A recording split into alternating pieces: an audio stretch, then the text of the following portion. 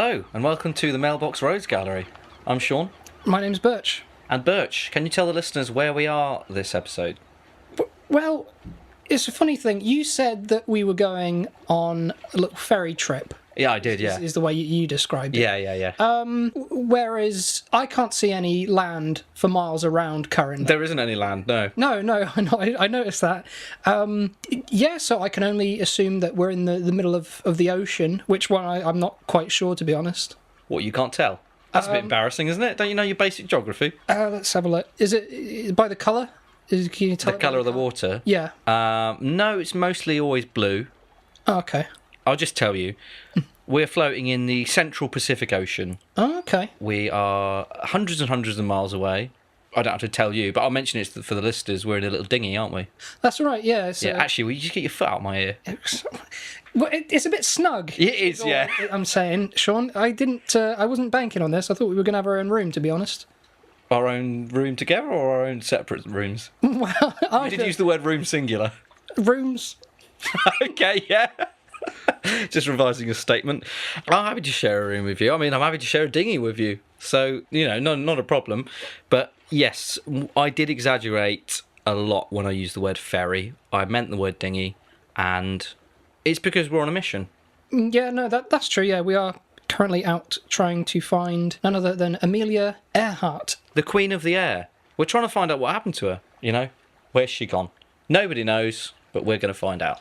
Now, one question I have actually, very famous in the world of aviation. Me? Yes, you, of course. I mean, that's why I'm here with you. That's the only reason I thought, well, if we're looking for an aviator, then bring an aviator, bring the best. Yeah. But no, I'm talking about Amelia. I mean, as an aviator, wouldn't it be best if we actually looked in the skies?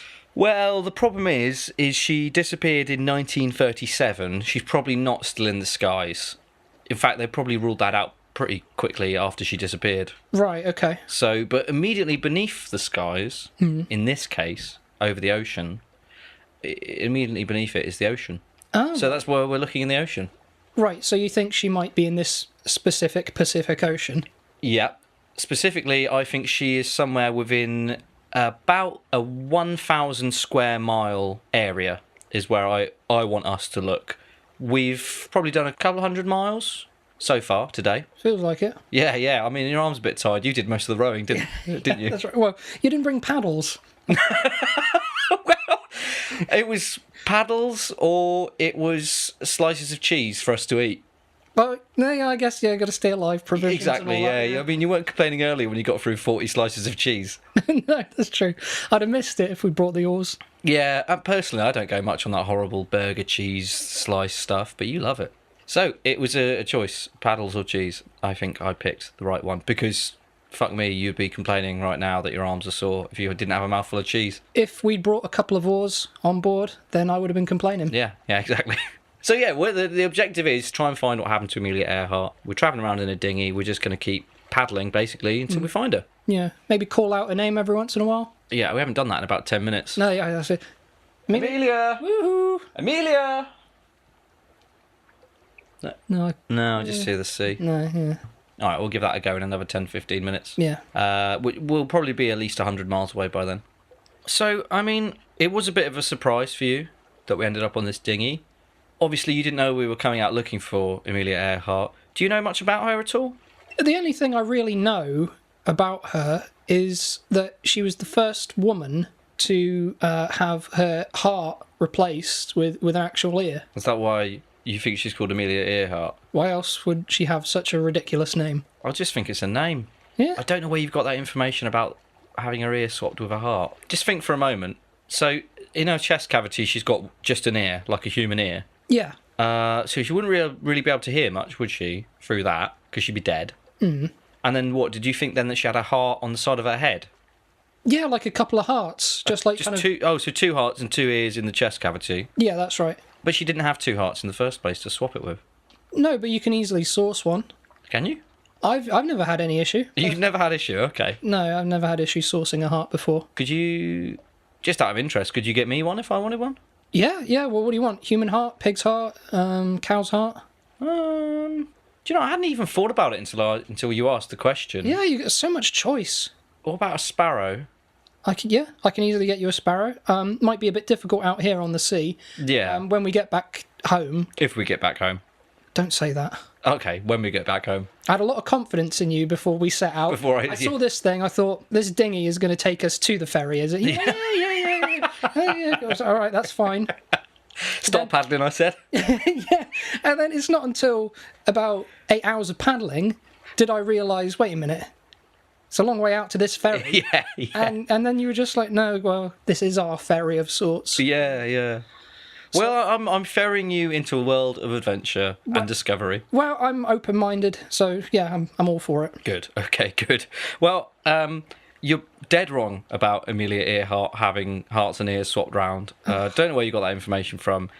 It's bollocks. She was a pioneering female aviator. She was a pioneering aviator anyway, but she was also a feminist and broke a lot of world records. Did a lot of crazy things that no one else had done at that point. And at the time, the world was not really ready for a woman to be doing such crazy, marvellous things. Right. So, personally, I think she's worth finding. Well, I was going to ask... I know that you particularly hate strong women, but... Can't stand in me. You were shaking your head as I said it. I thought you were going to say, no, I love them, but you were saying, no, I hate them. The second you said feminist, I was like, Jesus, looking after one of them, are we? Can't she look after herself? I think you've got it all wrong. But what can I say? I'm stuck with you in this dinghy. I'm just going to have to put up with your right-wing opinions. That's right.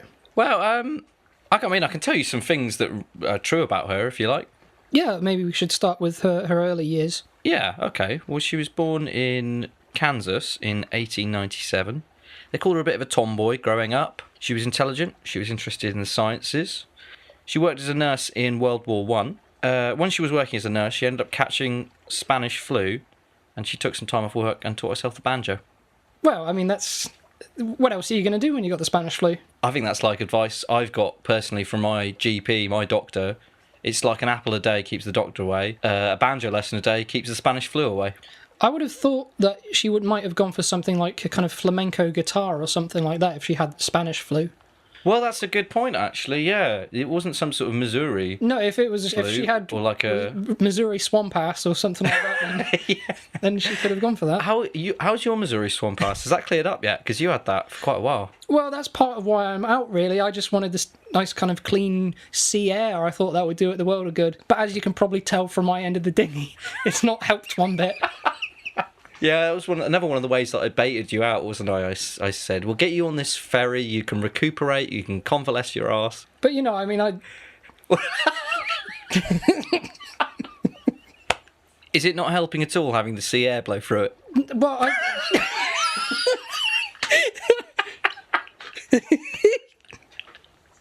Well, I don't know, I just kind of I feel like a penny whistle at the minute, to be completely honest. You're making some lovely noises, though, very tuneful. Well, just to keep us entertained while we're searching. Well, we've got to keep our spirits up, because we probably will die here.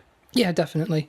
But, I mean, I should be alright, because the sea is basically one massive toilet. That's one way of looking at it, yeah. I mean... I should probably stop using the dinghy, actually. I'll lean over the side. Yeah, that would be appreciated, actually, yeah. I thought of that a few days ago. It's sort of getting over... It's getting a few days ago, yeah. Have you been doing it for days now? Yeah. Oh, God. How's the cheese coming along? Well, I wouldn't eat it. Only because you've got cheese sickness now to add to your swamp ass. Missouri swamp ass and cheese sickness. It's not a good combination. It's not, no. Always said that. And also, you get very, very seasick.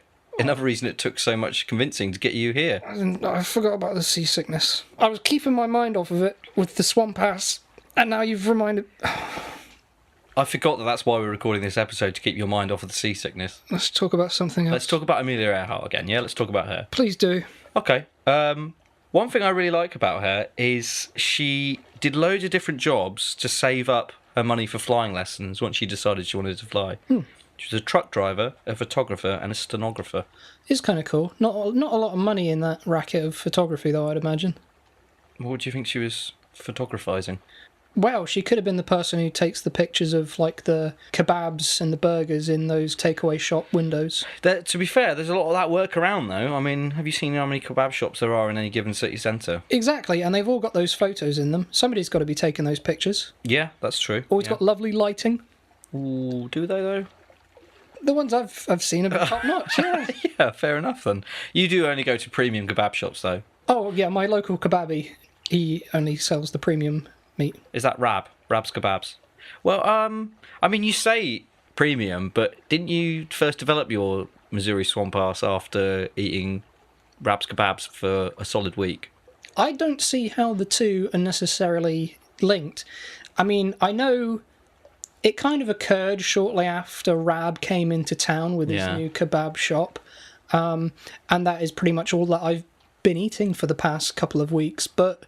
You mean you've not stopped since you developed the swamp ass? No, I've just kind of powered through it. So I don't necessarily see a correlation there between the two. We've got to stop talking about your ass. We keep getting distracted. Yeah, it's a very distracting thing. I mean, the whole point is we're trying to distract you from your various ailments. Well, another thing I really like about Amelia Earhart. Airport. Amelia Airport. Oh, that's a great name for an airport. If I ever own an airport, I'm going to call it Amelia Airport. I think that would be good. Yeah. 6 months after she purchased her first plane, she flew to an altitude of 14,000 feet, which was a world record at the time for female pilots. Well, like you say, she broke a lot of records, including as a passenger, I believe. Yeah. She was one of, like, the first few female passengers on a transatlantic flight. You're kind of right. She was the first woman to fly across the Atlantic. Let me find my in notes. 1928. But she was the first woman, but she flew as a passenger. Quite a feat, actually. They flew from Newfoundland to South Wales in just 21 hours. Do you think if you were going to fly across an ocean, you'd want to end up in South Wales? Probably not. I think for, like, such a monumentous occasion as that, you'd kind of want to land somewhere pretty cool, pretty happening, somewhere quite memorable and exciting. Somewhere prestigious, like maybe just touching down on the lawn in front of Buckingham Palace. That would be very cool, just kind of... It's like heading towards Buckingham Palace, right? And, like, all the Londoners are looking just like, the bloody hell's this plane doing? Oh, blimey! Oh, blimey, Governor, apples and pears and all that malarkey. What's up in the sky there? One of them metal birds. It's going to hit me jelly deal stool! Oh, heavens to Betsy. My barrow! And then the plane lands and it does this kind of handbrake turn. I'm not sure planes can do that, but if anybody could... I've seen things. Oh, yeah? I've seen some planes do some handbrake turns in my time. I think if anybody could do it, it'd be Amelia Earhart. Exactly, and then the plane just lands down, does a handbrake turn, pops right in front of the gate at Buckingham Palace, presses the little buzzer thing, starts doing an order for McDonald's. Right. There's a little joke, everyone starts applauding. Now, that would have been far more entertaining than landing in South Wales, I think. I like the idea as well that as it came down, one of the propellers just kind of like whizzed off the top of one of the Royal Guards' helmets. Yeah, you know the ones I mean. I know the ones you mean. Yeah, I like the idea that it just sort of zoom, gave it a little haircut. Gives them cornrows. Yeah, ooh, don't know about that, but... So yeah, there are lots of places she could have landed. Does South Wales even have an airport? Or did she just land in a field? I don't know if that place has an airport still. Did I tell you about in West Cork, in Ireland, where my family are from? There's a car park in a provincial town that's got a little brass statue of a monkey called Tojo. Right. Did I tell you that? No, I've never heard that before. It's in a town called Clonakilty, and it's this little funny-looking statue, and it's like I said, it's just in the corner of a car park in the town centre. And what it was is, during the Second World War, 2 American pilots were flying over Ireland with their pet monkey, which they'd picked up in Africa. Right. The plane ditched, and when they got out, they thought they were in Nazi-occupied Norway. They're about to swallow cyanide tablets or something. Right. And then this Irish farmer sort of comes over the field, is like, "Hello there!" But yeah, so basically they brought the town brought Ireland's a neutral country. They brought the pilots in with their monkey, and of course none of these Irish people in the 40s had ever seen a monkey before. I mean, they didn't have any zoos in that corner of the world. They didn't have television. They didn't have. They might have seen pictures in books, and that was about it. So they were absolutely fascinated by this monkey, right? They put it up in the penthouse suite in the hotel. And used to feed it Guinness and malt loaf. Living the life of Riley. Well, yeah. I mean, of course, though, the Guinness and the soda bread finished it off. I mean, it survived the plane landing, but it couldn't survive Irish hospitality. So they gave it a traditional Catholic funeral. Marched it through the town and everything, and then put up this little statue to Tojo the monkey in the town car park. That's lovely. I need to see that. That's incredible. Next time I go back, I'll take a photo. Yeah. So that's not much to do with Amelia Earhart, is it? Apart from the fact there's a plane involved. Yeah, well, it's linked in some way or another. Yeah. To anybody thinking that we're being too tangential, it's linked by a plane. Absolutely. If there's a plane involved and a plane crash. And yeah, 2 links. How's your seasickness coming on? I think it's getting better. I've been drinking more of this water. Not the water all around us. Well, yeah. Look how much of it there is. I know. I keep telling you though. I've got buckets and buckets of fresh water that you're meant to be drinking. I drank that before we left the dock.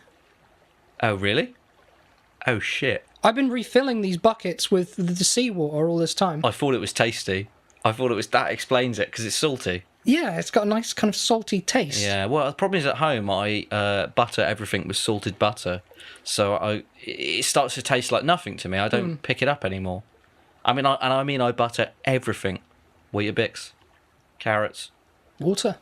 Yeah, put salted butter in my water, which is why I don't think I noticed the difference this time round. Why is it bad? It will make you sick, will it? It will make you sick, and it will make me sick. So yes. Right. I mean, aren't you feeling a bit thirstier than before you started drinking it? I'll be honest, I'm feeling quite good at the moment. Oh yeah? I think it's eradicated my Missouri swamp ass. Oh, well, that's great. I mean, they do say it's got restorative qualities, salt. Yeah, we'll see how I did notice that you stopped throwing up on yourself. That's true. You haven't thrown up on yourself in at least 45 minutes. And even before we got you on the boat, that was quite a period for you to have not thrown up on yourself for. And thinking about it, this is a gold mine all around us. If we took buckets of this stuff back home, as much as we could carry, we said, cures Missouri swamp ass, cures all other illnesses. Oh, so all other illnesses, you reckon? It's quite a claim. It is quite a claim, but, it's cured 100% of the ones on this dinghy. Your cheese sickness is gone, is it? Yeah, completely. And your seasickness? Seasickness, I don't even know what that is anymore. Right, okay, wow. Well, it's doing great wonders for you. I feel terrible. I feel like the baton's been passed, really, in terms of ailments. Just have another bucket. Oh, no, that's what's been making you ill. Yeah, that's the problem.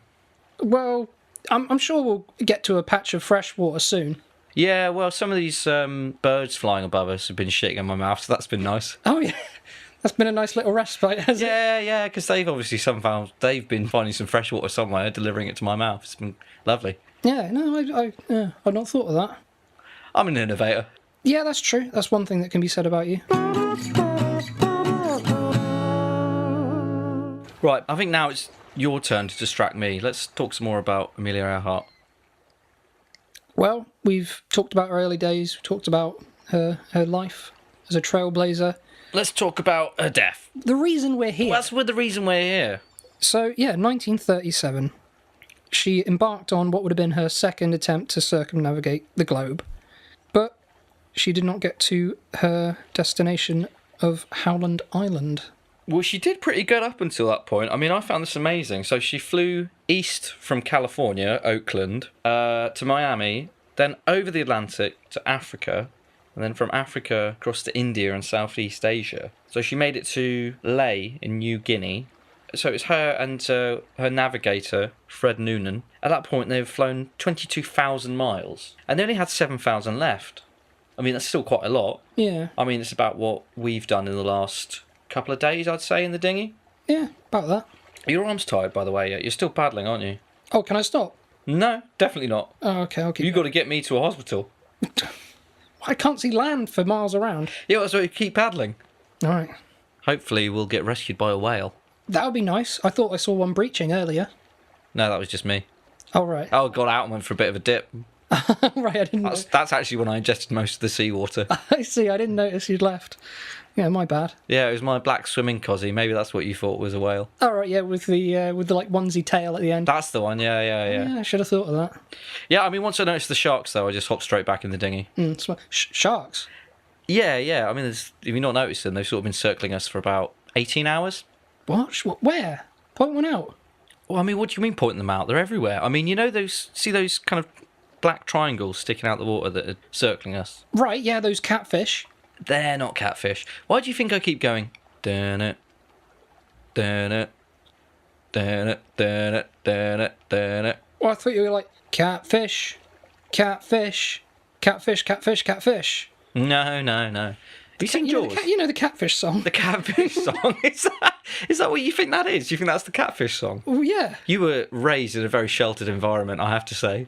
What? You've never seen the film Jaws, have you? Doesn't ring. Oh, I think I know the one you mean.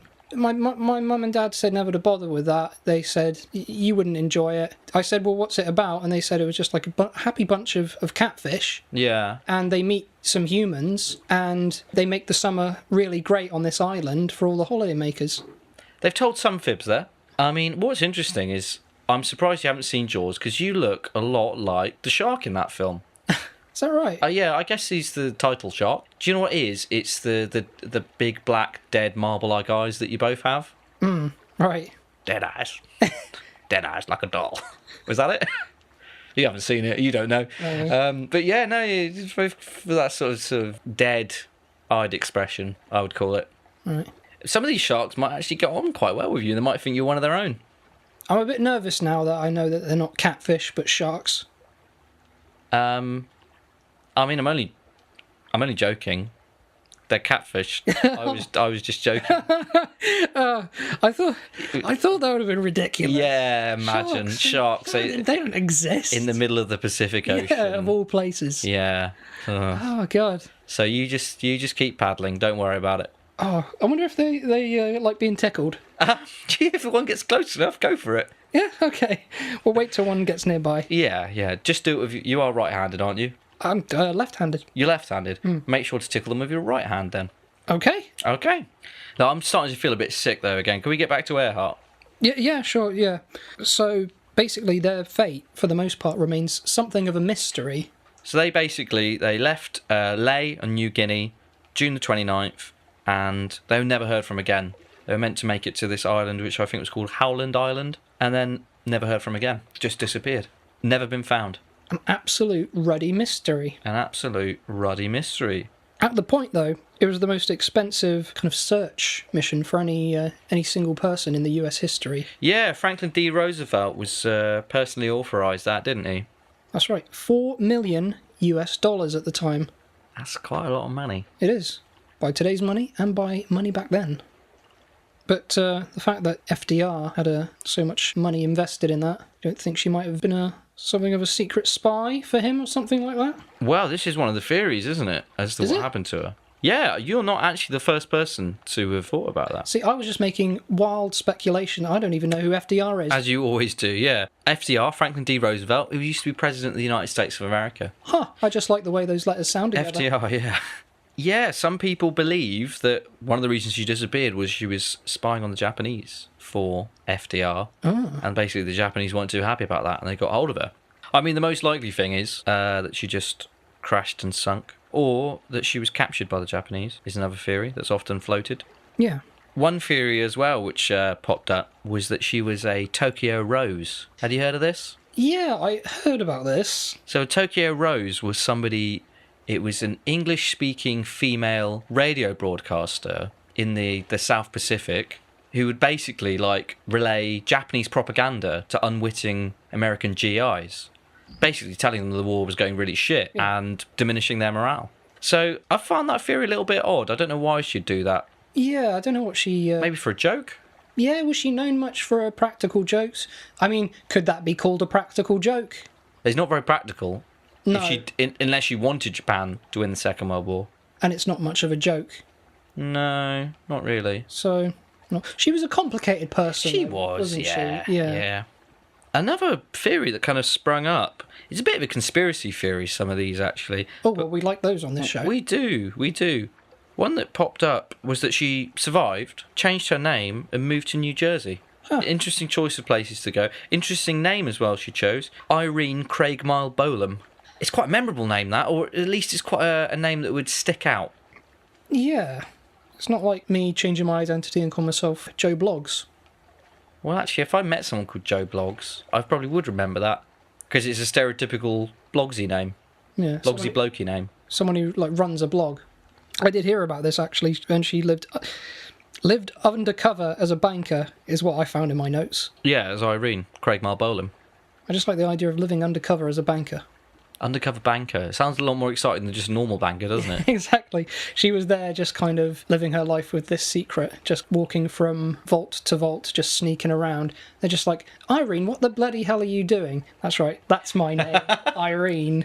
And she gives a knowing wink. She looks in a mirror, gives herself a knowing wink, and then just walks off doing her job. But they never got rid of her because, she was good at what she did. Well, I mean, I'm not surprised. She was good at everything she'd done up until that point, apart from circumnavigating the globe. But to be fair, that's a pretty hard thing to do. Yeah, but she was shit at that.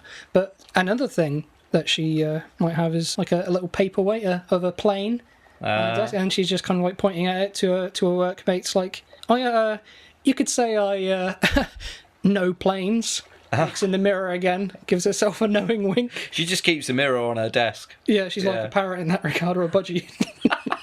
Good company for herself. Yeah, exactly. But as harsh as it sounds, I do hope that it's not the case that she survived. Because... That does sound harsh. Let me finish my point. Okay. Because then that would mean that this journey that we've undertaken was pointless. Unless we're heading to New Jersey right now. Yeah, we're going across the whole ocean. Okay. And then when we get to the west coast of America, we'll just go down to Central America. You can paddle us through the Panama Canal. Oh, I've always wanted to do that. Yeah, we can pop up in the Caribbean. And then from there, work our way around Florida, up the east coast of America, and we're at New Jersey. I'm not going to argue with that. I mean, unless you want to go round Cape Horn, the end of Argentina. Sounds dangerous. It's dangerous, yeah. Icebergs and things like that. Oh, Chilly. Your hands will get very cold. I didn't bring a coat, so... Panama it is. We'll pick up a nice hat. Sounds good. Might be worth having one last call out, see if she's about. Oh, we haven't done that in a while, have we? Shit. No, yeah. Amelia! Yoo-hoo. Irene? Try this. Ahoy! That's a boating term. Oh, yeah. What do they say for... What would a pilot say? Oh, yeah. Yeehaw! Yeehaw! No. No? Okay. Is that pilot or is that cowboy? Pilot? Well, you said that with enough authority that I instantly believe you. Okay, it's a pilot. Well, anyway, I don't think Irene Craigmile Bolam was Amelia Earhart. In fact, the woman who worked in banking of that name did sue somebody who kept alleging it and denied it and was very unhappy that somebody was insisting that she was Amelia Earhart, which is fair enough. Yeah, well, I mean, I remember one thing in particular, I think, which was the straw that broke the camel's back, is when they grabbed a hold of Irene, these people put a duffel bag over her head, put her in a van, and she was wondering what the hell was going on. They drugged her. She woke up 30,000 feet in the air, and these people were just like, right, Amelia, and don't give us that Irene bullshit. You're going to fly us to Howland Island right now. You're going to finish what you started.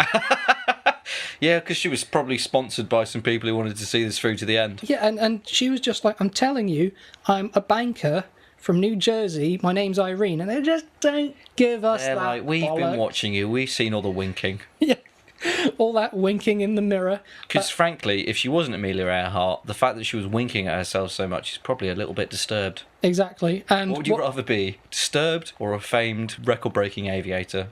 Exactly, and what better to do with a disturbed person than to drug them and put them in the pilot seat of a plane at 30,000 feet? Above no land for thousands of miles. Yeah, absolutely, yeah, it was just sea as far as you could see. And, fair play to her, she landed it. She did, yeah, I mean... Bit suspicious if you ask me, to be honest. Yeah, maybe they should take another look at this. I don't think they've looked all the facts through. Yeah, because a normal woman working in the banking sector shouldn't be able to land a plane. Since we're on the subject of a feminist, I'll just clarify. When I said a woman working in banking, that wasn't anything to do with whether they could land a plane because she was a woman. A normal person working in banking shouldn't be able to land a plane. That's better. Thank you. But then maybe it's like one of those things where you get like those mothers where when their baby's trapped under a car, they suddenly have superhuman strength and can lift the car up. Maybe in the face of certain death, maybe she just happened to pull it out the bag. It's quite a thing to pull out of the bag, though, isn't it? Yeah, perfectly landing a plane. Yeah. Well, and also finishing a circumnavigational flight of the world. Although, so hang on, does this mean Irene Craig Bolan was the first person to circumnavigate the globe? Because presumably when they picked her up in New Jersey, they had to fly her out to Howland Island anyway. So she's done that part of the journey, and then she's flown the rest. Yeah, so... I suppose it depends where she landed in America. No, yeah, she completed it. Wow. Why are we talking about Amelia Earhart? And we should be talking about the real queen of the skies, Yeah. Irene. I don't know, there's just something so unassuming about the name Irene. I find it very difficult to give anybody with that name any real admiration. I know. But maybe this will change me. Maybe this will change my mind on that. It's a very unassuming name, but I'm hoping when this podcast is finally released, she'll get her due. Yeah, maybe we should do something to raise awareness of her. I'm thinking we re-record and release a cover of Come On Eileen called Come On Irene. Change all the lyrics to be about aviation. Yeah. And finally get that woman her due. I think that is a lovely idea. People like me have disregarded Irenes for too long. We need to change the minds of people like me. I'm all for changing the minds of people like you. People like me have had it too good for too long. Time you got knocked down a few pegs. Oh, that's exactly what I think, yeah.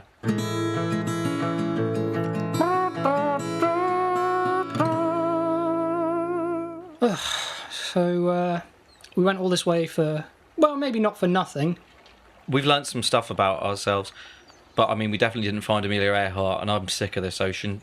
Can we just head home now? I'm feeling queasy still. I'll be honest, I was touting it as a miracle cure earlier, but I'm starting to feel worse than I did. Really? Blimey. You were feeling pretty bad before. Well, I mean, I've had about 26 buckets of salt water now. Yeah, I did think the ocean was looking lower. Yeah. Yeah, well, oh, yeah, it's... Do you think possibly when you were feeling good before, that might have just been some sort of hallucination, or your mind was upset in some way? All that salt plugging up your brain holes. Maybe it was. Oh, and we got all these days back as well. It's going to take us forever. Do you think we should go back or just keep going? Keep going forward? I don't... Oh, look! Oh, so it's catfish. Yeah, the catfish. Look, now, I've got an idea. Why don't we ask them the way... Ask them Yeah. the way. Yeah. The catfish. Yeah, the catfish. Maybe lazoo some rope around their little catfish necks. Okay. And they can kind of like pull us to wherever we want to go. Yeah, well, they seem pretty keen on that arm that you've still got paddling in the water. Yeah, no, it's fine. Bear with me a sec. I'll just jump right in. No, mate, don't. Oh God, that's the last I'm seeing of him then. I'm going to have to paddle the rest of the way myself. Jesus Christ, you're still alive. I just spoke to them. They said, feel free.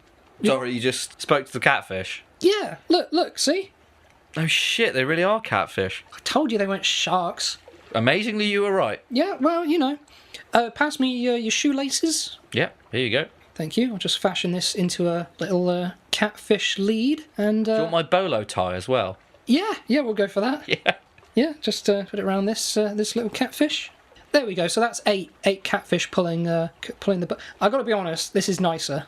This is nicer than you paddling. Yeah. Yeah. I mean, I can rest my arms now for one thing. Yeah. So we should be home quite shortly. Hopefully in a couple of hours. Fingers crossed. Great. Get me to a hospital. Oh yeah, and me actually as well. I'm feeling a bit rough. Don't say rough. You'll scare off the catfish. Oh shit, you weren't wrong. One of them's... Oh no. One of them's... Well, we'll still get there in good. Yeah, we'll get there We all missed right. one of them, the coward.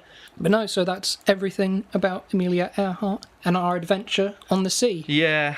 Shame that we didn't find her, but, you know, who cares? Ultimately, who cares? Ultimately, no. Who does? We're not doing great at this. We didn't find Bigfoot. We didn't find Earhart. We did find Bigfoot. Oh, did we? Have we got to the end of editing the episode yet? Did we find Bigfoot? Yeah. Oh, I can't wait to hear it. I'll hear that later. I've only got about 10 minutes worth to do. All right, well, forget I said that. You know, we may not have found her, but you could say we found ourselves. Yeah. I mean, I found out a lot about you. I didn't know before we got on this dinghy how oar-like your hands were, how shark-like your eyes were, Yeah. and how great you are at communicating with catfish. Well, you know, it's something I was taught at a young age. I would say that those are all gifts that you have been given in this world. Oh, well, thank you. I'm just very glad that I could show them. What have you learnt about me? You know, Come on, you must have learnt something about me. you're, you keep good shoelaces. Yeah, that's true. And I burn easily in the hot sun. Yeah. Okay, The mush. hot, unrelenting sun. Okay, they're going a bit quicker now. So that's everything. Thank you, listener, for listening. You've been listening to another episode of the Mailbox Rogues Gallery. You can catch us on iTunes, Podbean, and YouTube. Tell all your friends, leave a review on iTunes. The more reviews you leave, the more excursions we can make. Absolutely. And you can communicate with us as well when we reach dry land. If we reach Thailand. Be positive. We got catfish on our side. That's true, yeah. So you can contact us on Twitter at mailboxrogues, and we also have a Gmail, mailboxroguesgallery@gmail.com. And Facebook. And Facebook as well. Perhaps you enjoyed the episode. Let us know what you think. Let us know who you'd like us to talk about next. Or maybe you have some questions for the pair of us on the many adventures that we go on. Please do ask. And I think that about covers it. I'm going to be honest, I'm knackered. I'm going to try and get some sleep on. Yeah, you rest your eyes, mate, yeah. Yeah, my dead shark eyes. Your dead shark eyes. Right, okay. That's been Birch. And I've been Sean. Good night. Toodles. Come on, Irene, you flew that plane. Come on, Irene, you flew that plane. Come on, Irene, you flew that plane. Come on, Irene. Come on, Irene, you flew that plane. Come on, Irene, you flew that plane. Come on, Irene, you flew that plane. Come on, Irene. Come on, Irene, you flew that plane. Come on, Irene, you flew that plane. Come on, two rhymes to rule that plane. Come on, Irene.